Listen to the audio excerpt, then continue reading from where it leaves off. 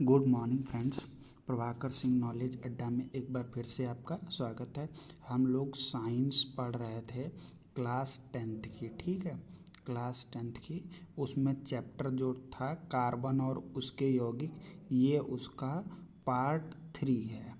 तो अगर इससे पहले आपने पार्ट 1 और पार्ट 2 नहीं देखे हैं तो उसका लिंक डिस्क्रिप्शन में है, आप वहां जाके वो वीडियोस देख सकते हैं।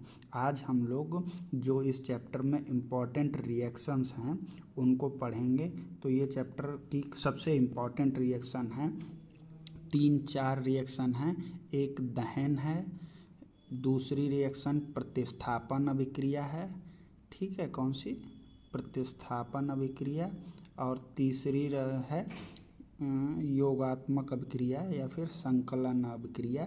ये तीनों कार्बनिक रसायन की अभिक्रियाएं हैं।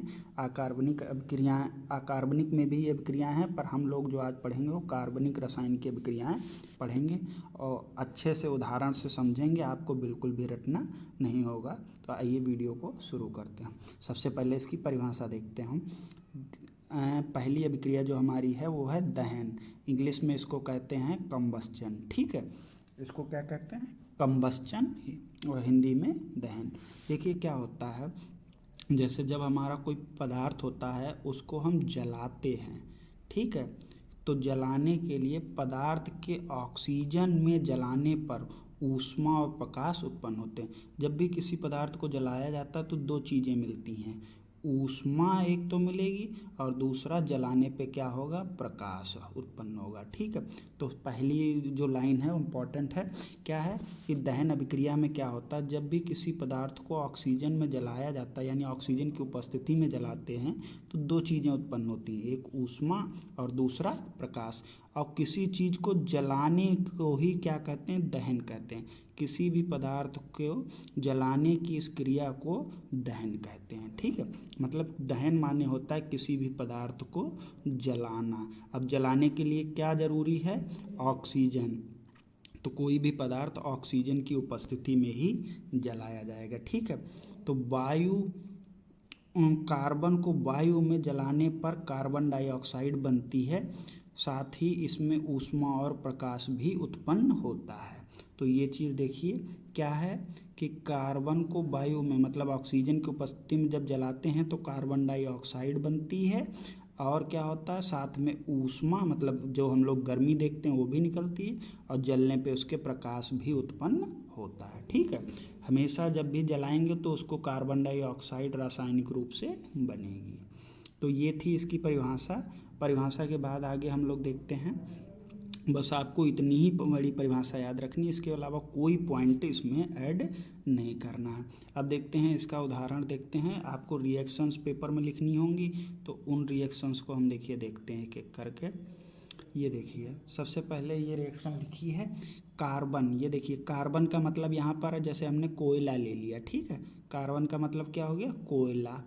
अब आपने उसको ऑक्सीजन को जलाया तो सिंपल सा कार्बन ऑक्सीजन मिलके क्या बना दिए, कार्बन डाइऑक्साइड। तो बहुत आसान सी रिएक्शन है, आपको बिल्कुल भी रटनी नहीं पड़ेंगी।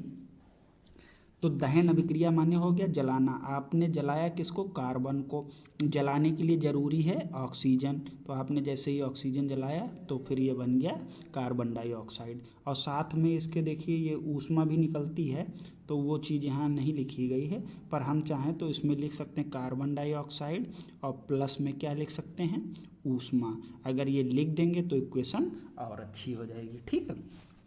अब दूसरा देखिए, अगर आपसे दहन की और सारी रिएक्शंस पूछना है तो हमेशा याद रखिए एल्केन, ठीक है, क्या चीज़, चाहे वो एल्केन हो, चाहे एल्कीन हो, और चाहे एल्काइन हो, तीनों नाम लिए हैं हमने, ठीक है। कौन कौन से, एल्केन, एल्कीन और एल्काइन। आप अगर तीनों में से किसी को भी, एल्केन हो, एल्कीन हो और एल्काइन, इन तीनों में से किसी को भी यहाँ सूत्र लिखेंगे, ठीक है, उसको क्या करेंगे, जलाएंगे। तो जलाने पर आप यहाँ जो केमिकल इक्वेशन लिखेंगे उसमें क्या सिर्फ दो चीज़ें आपको लिख देनी है। देखिए केमिकल रिएक्शन आपको लिखना सिखा रहे हैं कितनी आसान से। मान लीजिए आपने ये लिया C3H8, हमेशा आपको ऑक्सीजन से ही रिएक्शन करानी दहन के लिए, ठीक है। उसके बाद तो इधर जो भी एरो के इधर प्रोडक्ट बनेगा उसमें सीधा सीधा आप CO2 और H2O ही लिखेंगे, चाहे कोई भी इधर पदार्थ लिखा हो, अगर आप उसका दहन कर रहे हैं तो जो राइट साइड में प्रोडक्ट बनेंगे वो सिर्फ दो ही होंगे। एक कौन सा होगा, CO2 होगा, और दूसरा कौन सा होगा, H2O होगा। कोई भी दहन की अभिक्रिया होगी, देखिए ऑक्सीजन यानी जला रहा है तो जला रहा है, सिर्फ दो ही चीज़ें बनेंगी, कार्बन डाइऑक्साइड और H2O यानी जलवाष्प या पानी के रूप में ये बनेगा। तो देखिए एक उदाहरण यहाँ भी लिखा है, इसका भी जला रहा है, तो अगर कोई भी दहन की अभिक्रिया है तो आपको प्रोडक्ट में क्या लिख देना, CO2 लिख देना है और H2O लिख देना है, ठीक है। तो अब देखिए इस रिएक्शन को कितनी आसानी से हम आपको करना सिखाते हैं। चलिए शुरू करते हैं, देखते हैं एक बार। देखिए कितनी आसानी से आपको ये याद नहीं करनी होगी, एक एग्जाम्पल लेके अलग से दिखाते हैं। तो इन चीज़ों को तो आपने देखा, कोई भी यहाँ पदार्थ लिखेंगे, अगर जला रहे हैं तो रिएक्शन कराएंगे ऑक्सीजन से, और ऑक्सीजन से कराने के बाद इधर बना देंगे CO2 H2O। जैसे मान लीजिए आपके दिमाग में कोई एक एल्केन आ रही, वो एल्केन हमने मान ली CH4 है, इसको हम लोग क्या कहते हैं, मीथेन, ठीक है। आप कह रहे हैं दहन अभिक्रिया लिखना है, दहन अभिक्रिया का मतलब इसको जलाना पड़ेगा, ठीक। तो जला दिया, अब हम एरो बनाते हैं ना इधर राइट साइड लिखने के लिए, तो हमने एरो बना दिया। तो हमने कहा हमेशा उत्पाद में आपको बस दो ही नाम ध्यान रखने, एक क्या बना देना, कार्बन डाइऑक्साइड, और एक बना देना H2O। लो हमारी रिएक्शन हो गई। अब बस क्या कर देना, इसको बैलेंस कर देना। देखिए यहाँ एक कार्बन है, यहाँ भी एक कार्बन है, ठीक है, कलर चेंज कर लेते हैं, यहाँ एक कार्बन है और यहाँ भी एक कार्बन है। अब यहाँ देखिए हाइड्रोजन कितने हैं, यहाँ 4 हैं, हमारे यहाँ हाइड्रोजन कितने हैं, 2, तो हम आगे क्या कर दें, 2 का मल्टीप्लाई। अब देखिए 4 हो गए हाइड्रोजन, तो यानी हमारे हाइड्रोजन भी बैलेंस हो गए, कार्बन भी बैलेंस हो गए। अब ऑक्सीजन देखिए यहाँ 2 हैं और इनको मिला के 2 यहाँ हो गए, यानी 4 हो गए, और यहाँ कितने हैं, 2 ही हैं, तो यहाँ पर भी हम 2 को मल्टीप्लाई कर दें, लो रिएक्शन हो गई। तो आप जब भी दहन की अभिक्रिया लिखेंगे तो जो जिससे भी रिएक्शन कराएंगे उसको लिखेंगे, साथ में दहन करने के लिए चाहिए है ऑक्सीजन, तो इधर बनेगा कार्बन डाइऑक्साइड और जल। इतना लिखने के बाद आप इक्वेशन बैलेंस कर देंगे, कोई भी दहन की अभिक्रिया हो आप इस तरह से कर सकते हैं, ठीक है। चलिए नई अभिक्रिया पढ़ते हैं। दूसरा है ये देखिए, ये अभिक्रिया है संकलन अभिक्रिया, ठीक है। हम सारी रिएक्शन जो पढ़ेंगे वो कार्बनिक रसायन की पढ़ेंगे। तो देखिए संकलन अभिक्रिया क्या होती है, देखिए संकलन अभिक्रिया वह कार्बनिक अभिक्रिया है जिसमें 2 या 2 से अधिक, मोस्ट इम्पॉर्टेंट है, 2 या 2 से अधिक अणु मिलकर एक बड़ा अणु बना लेते हैं। मतलब कोई भी है कि 2 अणु हमने मान ले लिए, वो क्या है, A+B। अब ये आपस में अभिक्रिया करेंगे, अगर ये अभिक्रिया संकलन है तो ये आपस में जुड़ के कोई एक बनाएंगे, ठीक है। ये आपस में दोनों जुड़ जाएंगे, कोई नई चीज़ बनेगी। यानी अभिकारक कितने थे, 1 और 1 मिला के 2 थे, कुल कितने थे, 2, लेकिन इधर जो बनेगा वो सिर्फ 1 ही बनेगा, ठीक। तो ऐसी अभिक्रियाओं को क्या कहते हैं, संकलन अभिक्रिया। यानी 2 या 2 से अधिक अभिकारक होंगे, वे आपस में जुड़ के केवल एक उत्पाद बनाएंगे, ठीक है। तो उन अभिक्रियाओं को क्या कहते हैं, संकलन अभिक्रिया कहते हैं। अब देखिए संकलन अभिक्रिया, मोस्ट इम्पॉर्टेंट लाइन आगे लिखी है, इसको बहुत सावधानी से पढ़ेंगे। देखिए संकलन अभिक्रियाएं उन्हीं रासायनिक यौगिकों तक सीमित होती हैं, मतलब ये किन में होंगी, केवल उन्हीं रासायनिक यौगिकों में होंगी जिनमें एकल बंध के बजाय, मतलब एकल बंध होगा तो वहाँ संकलन अभिक्रिया नहीं होगी, ठीक है। तो कहाँ होगी, अगर कार्बन कार्बन द्विक बंध, कहाँ, कार्बन कार्बन के बीच में अगर कहीं डबल बॉन्ड है, या फिर वे जिनमें रिंग होती है, हो सकता है जिनमें कार्बन कार्बन ट्रिपल बॉन्ड हो वहाँ, या फिर रिंग मतलब कहने का है कि ये अंदर गोला गोला जो बनाते हैं ये रिंग। अगर ऐसे यौगिक हैं जिनमें एकल बंध के अलावा बंध है, यानी डबल बॉन्ड और ट्रिपल बॉन्ड, तो वहीं पर ये संकलन अभिक्रियाएं आसानी से होती हैं। तो ये बात ध्यान रखेंगे, ठीक है। अब देखिए क्या होता है, तो इस तरीके से याद रखिए। और संकलन अभिक्रिया के बारे में एक लाइन ये भी दे रखेंगे, ये जो हैं विलोपन अभिक्रिया के विपरीत अभिक्रियाएं हैं। ठीक है, कैसी हैं? विलोपन अभिक्रिया के विपरीत अभिक्रिया हैं। तो फिर अब ये देखिए विलोपन अभिक्रिया के विपरीत। अब इसका उदाहरण देखते हैं। देखिए संकलन अभिक्रिया भी आपको नहीं याद करनी होगी। देखिए हमारे यहाँ पर एक एल्कीन ली गई है, क्या? CH2 डबल बॉन्ड CH2, और रिएक्शन किससे करा रहे हैं? Br2 से। देखिए एक आदमी ये A हो गया और ये B हो गया, तो हमने कहा था इधर जुड़ के सिंगल उत्पाद, एकल उत्पाद बनाएंगे, तो इधर दो थे और इधर अकेला ही रहा। अब देखिए ये रिएक्शन हुई कैसी है, इसको देखिए, बहुत आसान से, कोई चीज़ इसमें रटनी नहीं है। यहाँ पे देखिए इधर क्या था, इस वाले को हम यहाँ बना रहे हैं। यहाँ देखिए C डबल बॉन्ड C था और उसके दोनों तरफ H लगे हुए थे। ठीक, तो ये रिएक्शन हुई कैसे, इसको हम देखेंगे। फिर क्या हुआ, डबल बॉन्ड टूट गया, ये वाला जो डबल बॉन्ड था ये टूट गया, तो हम इसको क्या कर दे रहे हैं? मिटाए दे रहे हैं। ठीक है, क्या कर दिया हमने? मिटा दिया। अब देखिए कार्बन की संयोजकता कितनी रह गई? 3 रह गई, 1 2 3। इधर भी कितनी रह गई? यहाँ हाइड्रोजन, तो 1 2 3 यहाँ भी रह गई है। तो अब देखिए ये जो Br2 है इसको ऐसे लिख दीजिए, Br बॉन्ड Br, तो ये भी बीच से टूट जाएगा। तो क्या होता है, एक Br इसके पास आ जाता है और एक Br इसके पास आ जाता है, यानी डबल बॉन्ड जहाँ था वहाँ से एक बंद टूट गया, तो एक एक जगह दोनों के पास खाली हो गई। वहीं पर ये पदार्थ जाके जो Br2 था वो एक एक Br दोनों पे जुड़ गया। देखिए कार्बन की संयोजकता भी पूरी है और हमारा यौगिक भी तैयार हो गया। ठीक है, तो इस तरह से ये रिएक्शन देखिए। तो यानी हम इसमें क्या समझे कि संकलन अभिक्रियाओं में क्या होता है, जो भी पदार्थ रहते हैं, जो भी अभिकारक रहते हैं, वो आपस में जुड़ के एक उत्पाद बनाते हैं। ठीक है, जैसे यहाँ देखिए, ध्यान से समझिएगा दूसरी रिएक्शन को। तो दूसरी रिएक्शन में देखिए क्या हो रहा है, इसको साफ साफ करके देखते हैं। देखिए इस रिएक्शन में क्या हो रहा है, यहाँ पर देखिए डबल बॉन्ड है, जहाँ पर डबल बॉन्ड होगा वहीं पे रिएक्शन होगी, और साथ में रिएक्शन किससे करानी? HCN से।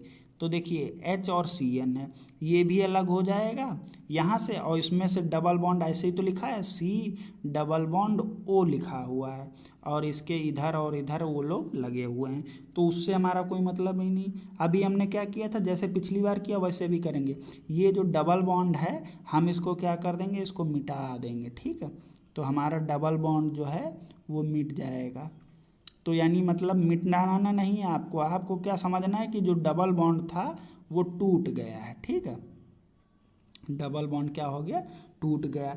तो अब इसकी जगह पे कोई आके तो जुड़ेगा, तो वहाँ 2 Br थे वो आके जुड़े, तो यहाँ पे एक H आके जुड़ जाएगा। तो और ये देखिए यहाँ पे H आके एक आदमी के पास H जुड़ गया और इसके पास आके CN जुड़ जाएगा।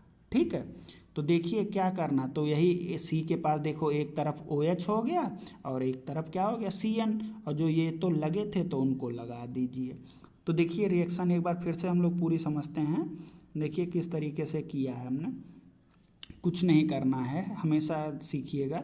जहाँ पे रिएक्शन होगी, संकलन अभिक्रिया कहाँ होगी? जहाँ पे डबल बॉन्ड, द्विबंध बना होगा, और इसकी रिएक्शन किससे करा रहे हैं? HCN से, तो हमने HCN को अलग कर लिया। ठीक, तो एक हमारा ये हो गया और दूसरा हमारा ये हो गया। अब ये दोनों आपस में जुड़ेंगे, तो देखो जोड़ना कैसे है, जो इधर लिखा था वो लिख दीजिए, इतना हिस्सा हमने लिख दिया। ठीक, CH3 इतना तो हमने लिख दिया।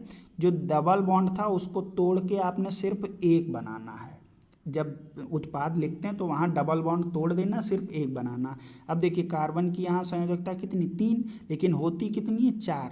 तो क्या कर देना है आपको, CN आपने यहाँ जोड़ देना है और H आपने यहाँ जोड़ देना, तो ये बन जाएगा OH, और देखो यही आपका उत्पाद है। ठीक है, तो यही रिएक्शन यहाँ पर लिखी हुई है। अगर आपको नहीं समझ में आई, वीडियो पीछे करके फिर से देखिए, और फिर भी अगर कोई प्रॉब्लम लगती है तो आप बताइए, हम लोग फिर से इसको डिस्कस कर लेंगे। ठीक है, अब आगे तीसरी रिएक्शन पढ़ते हैं। तीसरी रिएक्शन कौन सी है ये देखिए, इनको कहते हैं कौन सी अभिक्रिया? प्रतिस्थापन अभिक्रिया। ठीक है, कौन सी? ये हेडिंग छूट गई है लिखना, प्रतिस्थापन अभिक्रिया। ठीक है, ये नोट कर लीजिए, ये कौन सी अभिक्रियाएं हैं? प्रतिस्थापन अभिक्रिया। तो अब प्रतिस्थापन अभिक्रिया में क्या होता है? देखिए बहुत आसान सी अभिक्रियाएं हैं। इन अभिक्रियाओं में क्या होता है, इसको देखिए, वे अभिक्रियाएं जिनमें किसी यौगिक के अणु के किसी एक परमाणु अथवा परमाणुओं के समूह के स्थान पर कोई दूसरा परमाणु अथवा परमाणुओं का समूह आ जाता है तो उन्हें प्रतिस्थापन अभिक्रियाएं कहलाते हैं। देखिए ये परिभाषा लिखी हुई है, आप इसको देखिए कितने आसान से समझते हैं। देखिए जैसे इन्होंने कहा, जैसे कोई दो यौगिक हैं, जैसे एक ए है और बी, मतलब एक ही यौगिक के दो पार्ट हैं। ठीक है, और साथ में रिएक्शन कर रहे हैं किससे? सी और डी से। कौन? एक आदमी ये हो गया, बस बॉन्ड लगा के दिखाएं, दूसरा आदमी ये हो गया। अब ये लोग अगर आपस में रिएक्शन कर रहे हैं तो देखिए हो सकता है ये बी वाला इस डी की जगह ले ले और ये डी आके यहाँ इस बी की जगह ले ले। तो देखिए ए तो अपनी जगह पे बना रहा, बी चला गया तो लेकिन बी की जगह आ कौन गया? डी। तो यहाँ बन जाएगा ए के साथ डी, और प्लस में देखिए यहाँ सी था तो सी तो अपनी जगह पे है, तो सी के साथ डी की जगह पे कौन आ गया? बी आ गया। तो इनमें से कोई भी परमाणु क्या हुआ? दूसरे परमाणु के पास जाके उसकी जगह ले लेगा। तो इन अभिक्रियाओं को क्या कहते हैं? प्रतिस्थापन अभिक्रिया कहते हैं। ठीक है, इसका उदाहरण देखिए, बहुत अच्छा उदाहरण है, इसको देखिए, यहाँ पे प्रतिस्थापन का उदाहरण है, ये देखिए। तो इसको समझने की कोशिश करिए। जैसे यहाँ ये एल्केन है, क्या? मीथेन, और इसमें कार्बन के कितने बॉन्ड हैं? 4। तो देखिए हुआ क्या, और यहाँ Cl कितने हैं? 2। तो एक ये बॉन्ड टूटा, Cl पास से टूट गया। देखो कैसे लिखा गया, इन्होंने लिखा C और इसके चारों बॉन्ड लिखे और इन पे क्या लगा हुआ है? Hydrogen, hydrogen. ठीक है, और इसकी रिएक्शन किससे करा रहे हैं? Cl बॉन्ड Cl, 2 Cl2 है ना।